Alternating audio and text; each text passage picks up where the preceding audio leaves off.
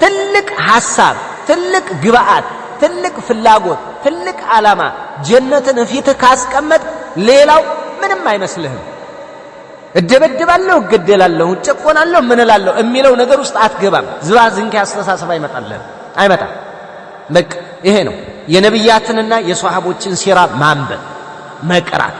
ቀይር ነው የምትለው አንብብ በደንብ። የታላላቅ ሴት እህቶች የሴቶችን አንብቡ እስኪ። የነ ሱመያን ታሪክ አንብቡ። የነ ዓኢሻን ለዲን የነበራቸውን ትግል አንብቡ።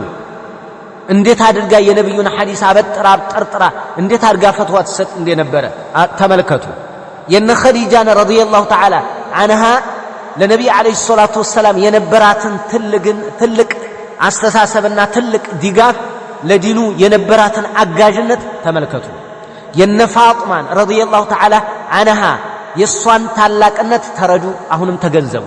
ፋጢማ እኔ ከሞትኩ በኋላ ጀናዛዬን ሰው ቅርጼን እንዳያየው በምን አይነት መልክ ነው ጀናዛ የሚወሰደው ብላ ስትጠይቅ እነ ኡሙ ሰለማ እነ ኡሙ ሐቢባ ናቸው እኮ ያስረዷል። እኛ ሐበሻ ላይ ያየነው አለ ከሞቱ በኋላ ጀናዛው አስከሬኑ ላይ ቅጠል ጣል ይደረጋል። ምኑም እንዳይታይ ቅርጿ እንዳይታይ ከሞተች በኋላ ጨንቋት ማለት ነው። ተመልከቱ። እንደዚህ አላህን ፈሪ የሚፈጠረው አላህን የፈሩ ሴቶችን እመቤቶችን ታሪክ ስታነቡ በቃ ጥሩ አይነት እንትን ይኖርናል። እየጨመር እየበረታን እየጀገን እንመጣለን። ባለን ዓላማ ልክ ነው ጀግንነታችን። ይኸው ዓላማ የሚገርመው በዱንያው እንኳን ስታይ ማለት ነው። አሁን ሴቶች ይገርመኛል። ሴቱም ወንዱም ስንት ነገር ሁሉ በባህር ላይ የሚመጣለ ወደ ሰዑዲ ማለት ነው።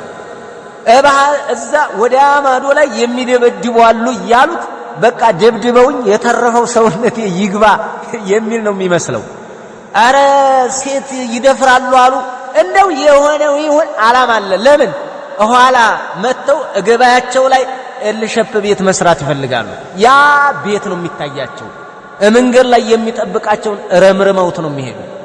እኔ ይገርመኛል ወላሂ ላ ሐውለ ወላ ቁወተ ኢላ ቢላህ። ይህንን ጀግንነት ባንለውም ውድቀት ብንለውም ግን ተመልከቱ ዓላማ የሚባል ነገር ምን እንደሚያስረግጥህ፣ ዓላማ የሚባል ነገር ምን ላይ እንደሚያወጣ አስብ። ተመልከትማ ይደበድባሉ፣ ይገላሉ፣ ይቀማሉ፣ ይነጥቃሉ፣ ያስራሉ፣ ብር ምንም አይታያቸውም። ይሄ አንተ ዓላማ ሲኖርህ ይኸው አየህ። አሁንም ዓላማ ጀነትን ዓላማ ያደረገ ፊርደውስን ዓላማ ያደረገ ጀግና ነው የሚሆነው። ይሄንን ትይዙልኛላችሁ። ጥያቄና መልስ ሳይሆን የእግር መንገድ ምክር ነው።